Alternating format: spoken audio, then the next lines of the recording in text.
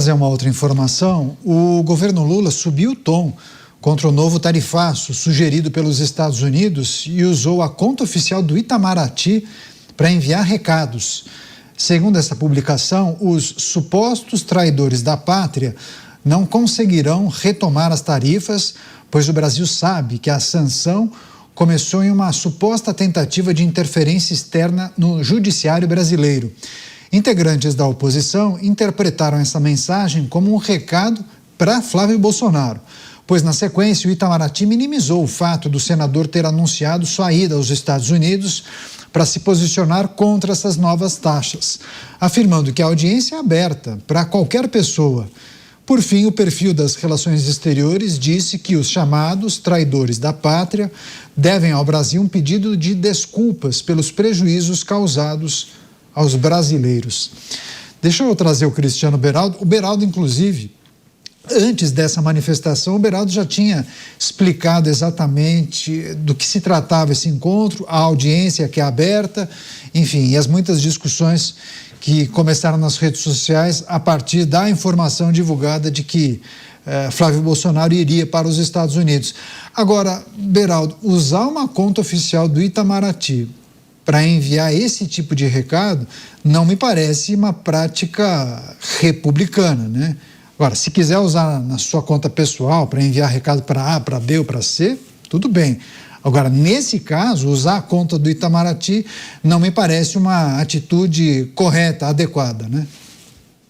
Olha que tragédia se transformou a diplomacia brasileira, que sempre foi reconhecida pela sua atuação firme, objetiva, e agora se presta a esse papel absolutamente inacreditável de usar redes sociais oficiais do Itamaraty, ou seja, é um posicionamento do governo brasileiro que, ao contrário do que faz, por exemplo, a conta da Embaixada dos Estados Unidos no Brasil, que reposta informações que vêm do governo norte-americano sobre o Brasil, ou seja, é dos Estados Unidos sobre o Brasil.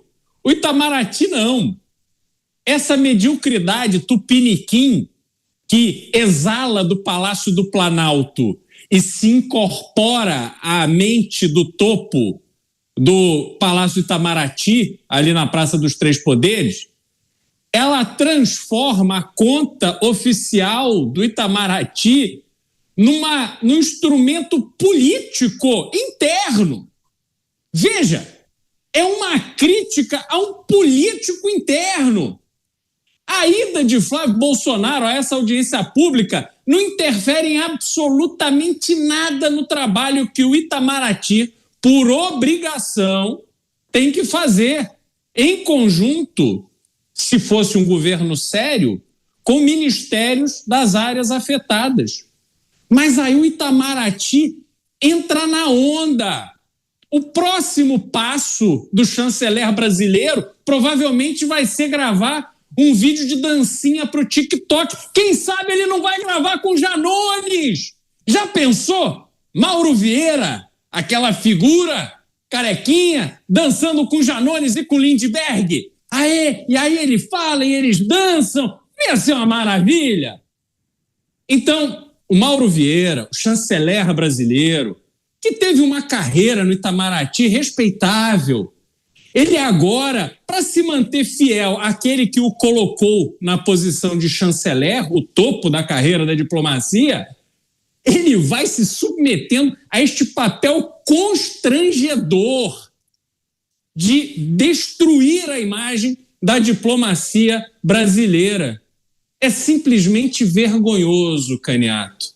É uma demonstração que não há mais absolutamente nenhum limite para o uso das instituições do Estado brasileiro para favorecer um discurso político e eleitoral que não tem absolutamente nenhum efeito prático, como esta postagem não tem nenhum efeito prático, mas se presta a agradar, a lamber, a puxar. E eu não vou dizer aqui, em respeito à nossa audiência, o que ele puxa do presidente da República.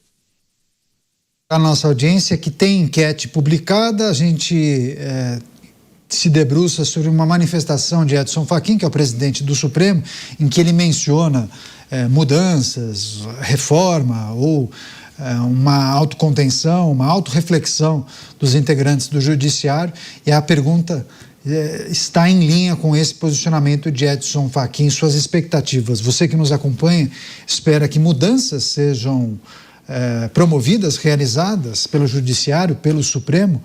Opções para você votar no YouTube do programa Os Pingos nos Is. Você, Mota, como avaliou esse posicionamento do governo brasileiro na conta do Itamaraty, em que eles enviam recados, mensagens veladas, falando em supostos traidores da pátria, enviando sinalizações, enfim, no final das contas a gente sabe exatamente de quem é a carta, de quem é o remetente, qual é o destinatário, enfim, ainda que os nomes não tenham sido colocados ali.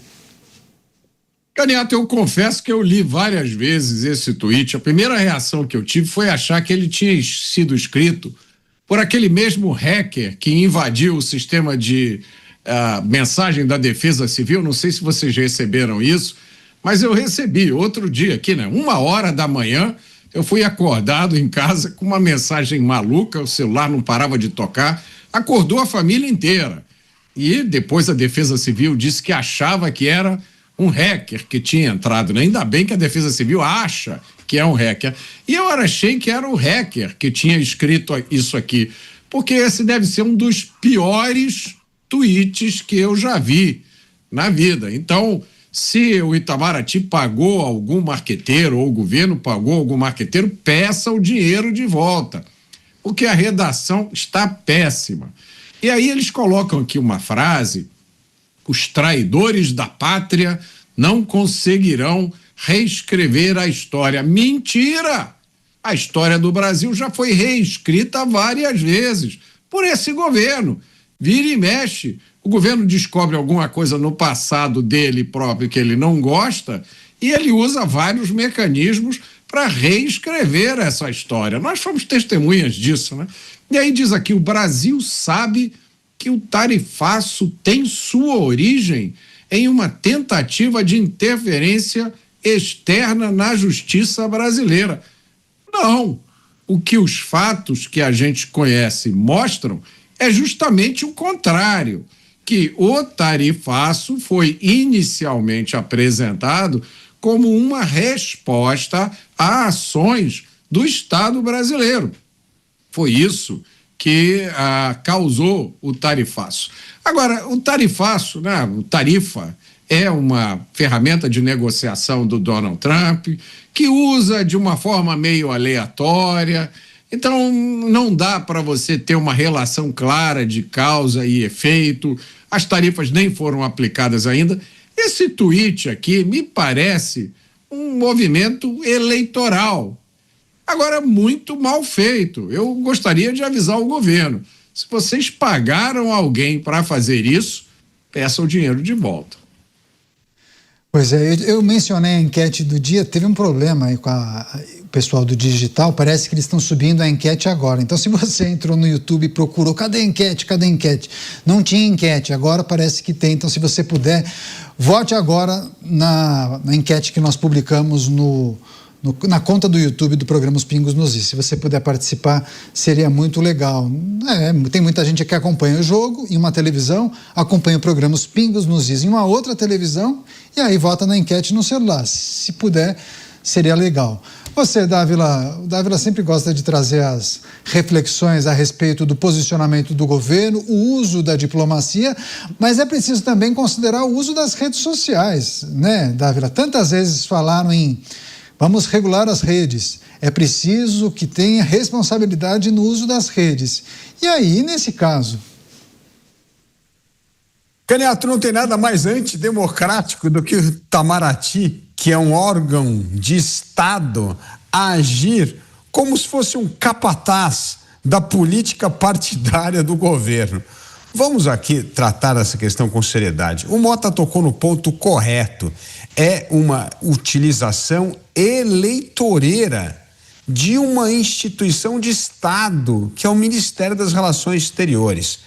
Vamos tratar desse assunto com a seriedade que ele merece. A seriedade é o seguinte: veja a pequenez do Brasil neste contexto dos Estados Unidos.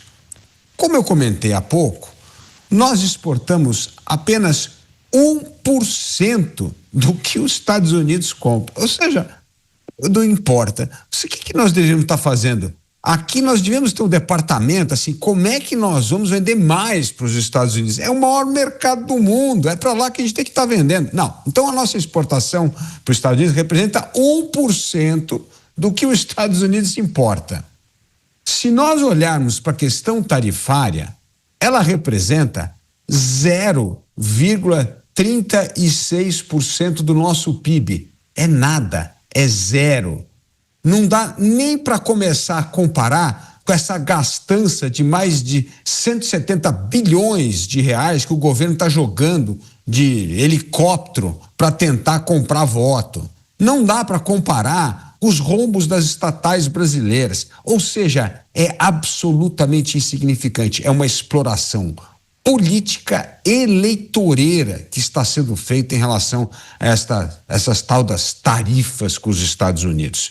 Isso mostra que hoje todo mundo está fazendo campanha. É a torcida organizada do governo federal. Até mesmo uma organização como o Itamaraty, que tem uma longa história a zelar como defensor de uma política externa de Estado brasileira, agora já pegou a sua cornetinha, camiseta e está fazendo campanha. Está lá na arquibancada do governo, torcendo, fazendo aquilo que ele não deveria fazer como uma instituição de Estado.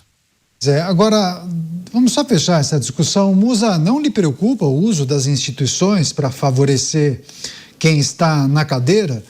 Nós falávamos no início do programa sobre uma sinalização de blindagem de algumas figuras do Partido dos Trabalhadores, o entendimento de que a investigação não iria prosseguir da maneira que deveria, justamente por conta de uma suposta instrumentalização de algumas instituições. Alguns especialistas veem que isso poderia acontecer na Polícia Federal. Mas quando a gente observa, por exemplo, uma postagem como essa na conta oficial da diplomacia brasileira, do Itamaraty, isso não dá o tom do que a gente pode se deparar, observar e acompanhar durante o processo eleitoral? Foi a primeira coisa que eu li, que me veio à cabeça, foi justamente isso. Ora, tudo bem que o Itamaraty é uma instituição ali ligada ao governo, obviamente. As indicações são justamente indicações do governo. Mas uma coisa é você instrumentalizar uma das instituições, mais uma das instituições, com uma pauta política eleitoreira. Isso é simplesmente um absurdo. Está claro que uma postagem dessa é uma postagem política eleitoreira e nada mais do que isso. Não tem a ver com defender os interesses nacionais ou com as boas relações que o Brasil deve manter através do Itamaraty com os outros países. Não, está muito claro que ali é uma briga para as eleições. Ele sequer fala objetivamente a respeito do que poderia, na visão dele, ser prejudicial para o Brasil. Não, ele entra no campo de quem é a oposição, que é a principal oposição nas eleições, nas principais pesquisas, para o governo dele. O governo dele, eu me refiro ao governo do Itamaraty, ou seja, o presidente Lula, e ele instrumentaliza um post para praticamente fazer campanha política. Isso é simplesmente Brasil.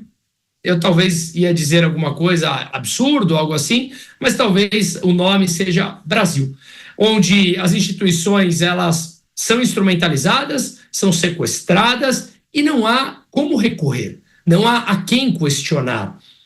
Nos tornamos isso e muitos ainda costumam chamar o Brasil de um país altamente democrático, com uma democracia extremamente vibrante, sólida.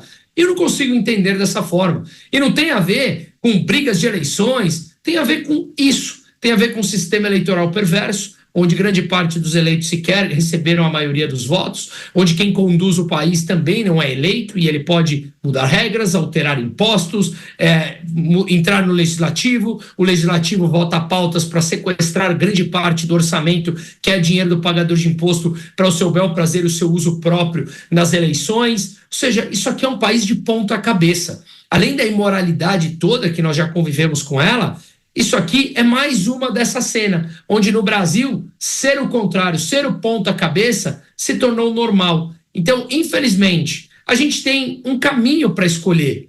Continuarmos nisso ou tentarmos alguma coisa diferente. Isso a gente já sabe no que dá, continuar cavando. Isso significa que se sequer começamos a campanha de fato, imagine quanto de fato começar ainda mais, se escalar tudo que pode ter para sair ainda, como nós já falamos do Banco Master, do PT da Bahia, ou outros que podem vir a ser citados.